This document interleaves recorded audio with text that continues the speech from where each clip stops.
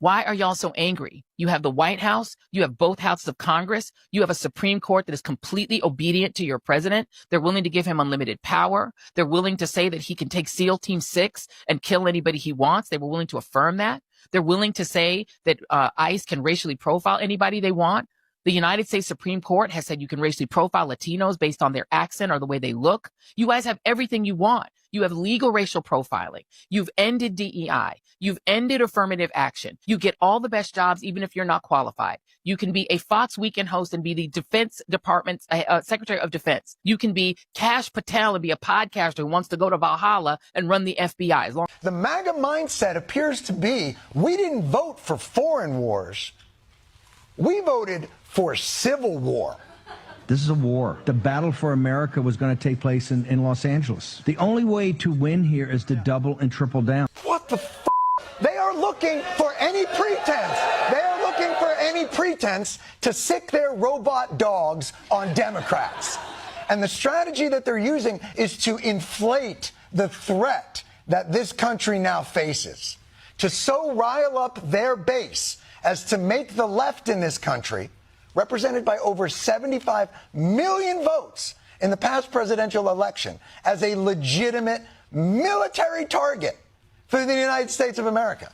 It's a strategy that's been used before to gin up military conflict. See if you recognize it. The good people of Iraq, they want a peaceful country. They want security. The good people of Los Angeles deserve to be secure in their homes. We're not going anywhere until there is a stable environment. We're not going anywhere. We're here to maintain the peace. Liberate Iraq from the tyranny. Liberate the city from the socialists. We will liberate the people of Iraq. We will liberate Los Angeles. We must! They don't understand yet. Donald Trump extended the ceasefire with Iran because the U.S. is running out of weapons. Last week, Donald Trump said, oh, we're going to have a deal signed by the end of the weekend. When that didn't happen, by Monday, he said, we're not going to extend the ceasefire deal. If nothing is signed, we're just going to start bombing again. Well, wait a minute. How long? Not long. Are you going to sit around begging white people to do for us what we have the power to do for ourselves?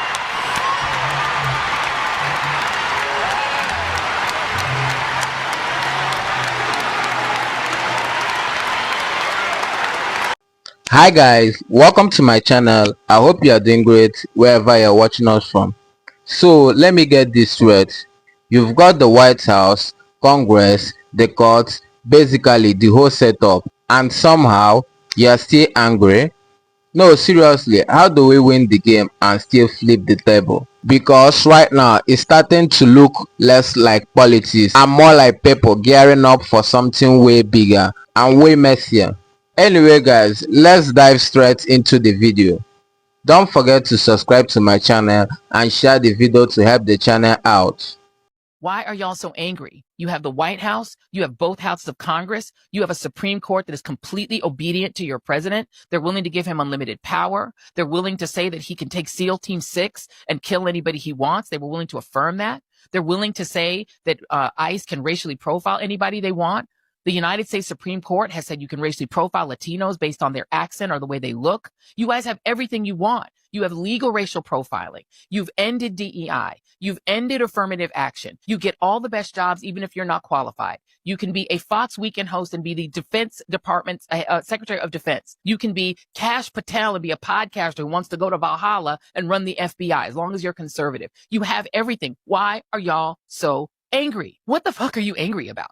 You've banned all of our books. You've banned Black history. You banned the 1619 Project. You don't have to compete with women for jobs. You've chased them out of the military. You've chased them out of the senior positions in the Department of Defense. You've gotten rid of all the Black history in the museums. Museums are terrified. I have contacts that I'm talking to inside of the Interior Department, people who are running all of those spaces where you can go and see a Civil War memorial or something. The people who work in these places are terrified. They're afraid to tell the real history.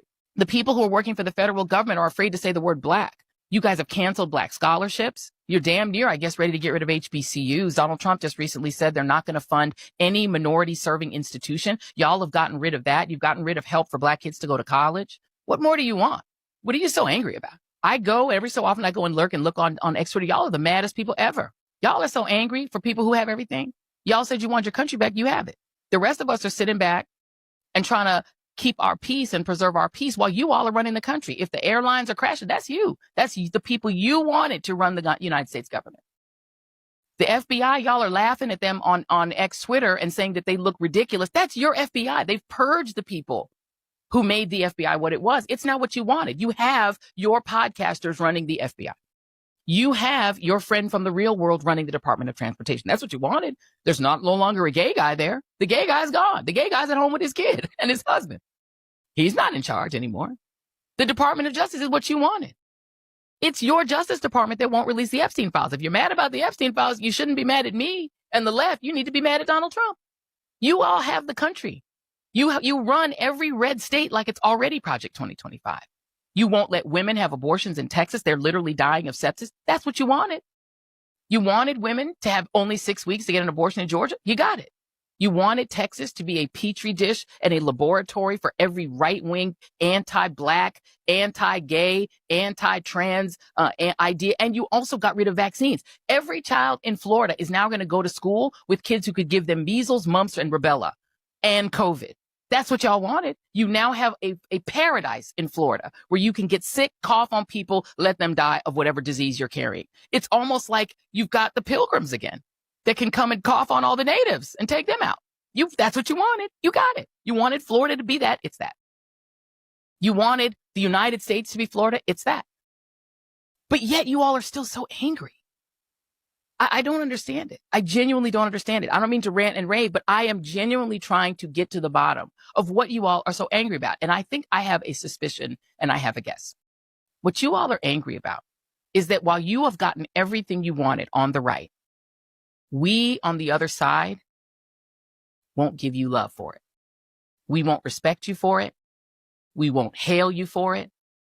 We won't respect you and say, hey, we want to, have you at the Oscars. We want to fet you. We want to make you guys, we want to wrap our arms around you. You want us to embrace you. You don't just want to run us and tell us what to do and tell us what to think and tell us what to read and tell us what history we can have. You don't just want to tell us what to do. You want us to embrace you. What you really want is to sit at our table. You're mad because while you are running the country into the ground, you're destroying your own farmers with tariffs. You're destroying your own farmers by taking away their subsidies that used to go with USAID. You got what you wanted. They've ended the farm subsidies. These are the things y'all asked for. You got your big, beautiful budget. That's what you wanted. Trump gave it right to you. You got your permanent tax cut. You're still pissed because the left, the other side, the majority, we still cannot stand you. We cannot stand Christian nationalism. We don't want it. And because we will not say we want your Christian nationalism, we embrace your Christian nationalism. We like your Christian nationalism. We like you. Because we won't do that, that's why you're still mad. But guess what we're going to keep on doing? We're going to keep on being moisturized and unbothered, and we still not going to like it. We're never going to like Christian nationalism. We're never going to accept it. We're never going to be down with it. And our squad is bigger than your squad at the end of the day. We have the Boricuas. We got the Mexican Americans. They done woke up. They said, whoo, Lord, let's go ahead and go with these folks. We got the spicy whites. The spicy white folk are with us. They're with us, right? We got the Asian Americans who've woken up and said, whoa, we better be with them, right? Chinese Americans, they see you. Japanese Americans are like, you're going to do internment again? We see you. South Koreans are like, whoa, we see you. Y'all gonna kick the South Koreans out. Now you're going to cry because Georgia's going to have a worse economy because you're not going to get to have the South Koreans teaching y'all to have those high-tech jobs. The South Koreans are like, oh, well, sure hate it. Africa's like, we're just going to do business with each other. We got BRICS. We don't need y'all. Tourists are like, we don't need y'all. The African Americans, the Caribbean Americans are getting together and said, yo, why are we fighting each other? Caribbean Americans are like, yo, we were y'all. We've been hip hop together. Let's go off. And you're mad at us because we do not want to be with you. This America you want, that's yours, y'all. You keep it. We don't want it. Most white people have no idea how deep the sense of betrayal is in the black community over us, the majority of us, putting Trump back in office. I mean, it was bad in 2016 and worse in 2020. But after January 6th, it was a whole different level. And obviously, many of us didn't vote for Trump. We voted for Kamala. But still, they're done. Done fighting. Done trying to fix the mess that we've created. Not just with Trump, but in building and maintaining a white supremacist system for centuries. And this idea that we're just going to vote MAGA out and get back to normal, they're done with our normal. Because we can't take one more step forward as a nation until we correct the wrongs of our past. And this is why we started the table, and why our commitment is first to racial justice and second to racial unity. Because we will never have unity without justice, reparations and all. And we do need to come together. I truly believe that. But if justice isn't at the center, don't bother. So join us at the table. You can find the link in my bio, and let's fight for justice together. Donald Trump extended the ceasefire with Iran because the U.S. is running out of weapons.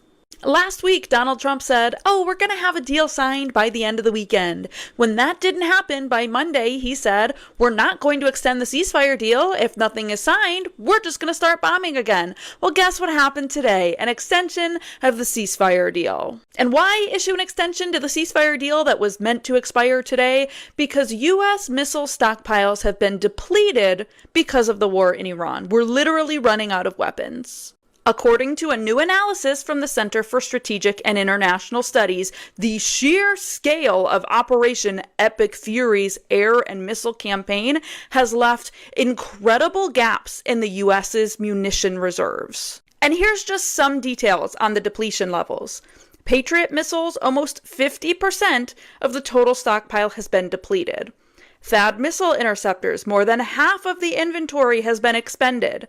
Precision strike missiles, more than 45% of the stockpile is completely used up. And if that's not enough, CENTCOM has confirmed today that we are rearming, retooling in preparation for continuation of the war. Now, Iran previously rejected ceasefire negotiations, saying they don't want a temporary ceasefire, they want a permanent end to the war, and any ceasefire with the U.S. is just going to be used as an opportunity for the enemy to resupply and attack again. Well, it looks like Iran was right, because CENTCOM Commander Admiral Brad Cooper said, we're rearming, we're retooling, and we're adjusting our tactics, techniques, and procedures. There's no military in the world that adjusts like we do, and that's exactly what we're doing right now during the ceasefire. Because this isn't an actual ceasefire, it's an opportunity to resupply. But the only reason they need to resupply in the first place is because of how poorly they strategized in the first part of this war, that nearly half of our weapons stockpile is depleted. This shows incredible weakness on the U.S.'s part right now. Well, wait a minute. How long? Not long. Are you going to sit around begging white people to do for us what we have the power to do for ourselves?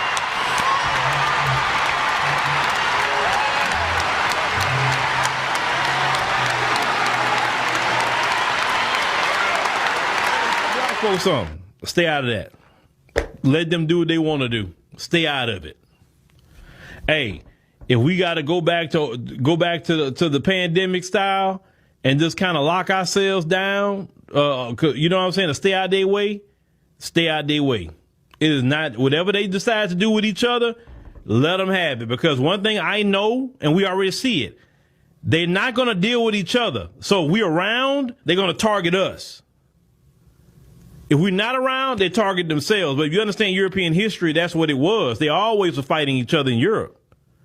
And then when they start coming around us and other people, then that's when they stop attacking each other and start attacking and colonizing and enslaving and all that other stuff at the places they had colonized, right? So introducing us and others kind of kept them from fighting each other so much. But we're not around, they have to deal with each other. So I'm telling black folk, stay out of the way. Stay out of their stuff. Okay, first of all, the people that were Trump supporters are posting this clip of him. I don't know how many years ago it was, but anyway, it's being posted everywhere. Think of it. We've spent $8 trillion in the Middle East, and we're not fixing our roads in this country. How stupid is it? And we're not fixing our highways, our tunnels, our bridges, our hospitals even. our schools even. It's crazy. I'm seeing this resurgence of this tweet from them where they were the pro-peace ticket and where they tried to scare you, if you vote for Kamala, your kid's going into World War III. They're finding and posting any old tweets about Iran and Obama and how going there would be terrible and how Obama will do it for this and that. Here's just one set of these right here. And there's a lot more. Yeah, so just single ones are being posted everywhere, and then people have different clusters of them and different videos, like from him back in 2016 to now, how it's so different. Womp womp. I didn't go find all the really big content creators, but from what I understand, the people that are pro-Israel. Welcome back, guys. Here is where things get interesting, because the energy right now is not giving. We are in control. It's given we are still mad and we want to fight. You've got people openly talking about war, not overseas, not some distant battlefield, but here inside the country. And that's the part nobody wants to say out loud. Even satire is starting to sound less like joke and more like warnings. When someone like Jon Stewart starts joking about people preferring war over foreign conflict, that's not random, that's observation. Because from the outside looking in, it feels like temperature keeps rising and nobody is switching for the thermostats. Now here is the twist nobody expected. Why all this is happening, a lot of black Americans, they are not jumping in. They are not marching in the chaos. They are not picking sides in a system they have been questioning for generations. And that silence is loud, because historically, whenever things hit the fan in America, there is always this expectation black people will help fix it. But now people are asking a different question. Why fixing a system that never fully works for you in the first place? And that's where voices like Louis Farrakhan came into the conversation, talking about self-reliance, independency, and building without waiting for approval. Not begging, not chasing validation, just stepping back. Meanwhile, on the global stage, tensions are rising too. Talking of conflicts with Iran, claims of military strength, and political narrative getting louder by the day. And somehow, all of it circles back into domestic politics like fueling being poured onto an already burning fire. At this point, it's not even just politics anymore.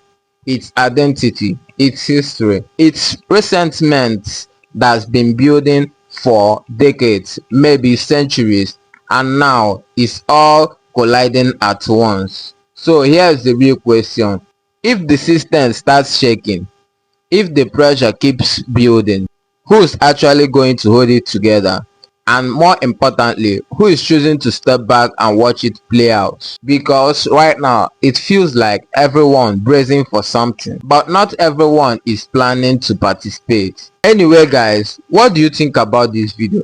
Drop your thoughts in the comment section, and don't forget to subscribe to my channel, like and share the video to help the channel out. See you in my next video. For now, peace.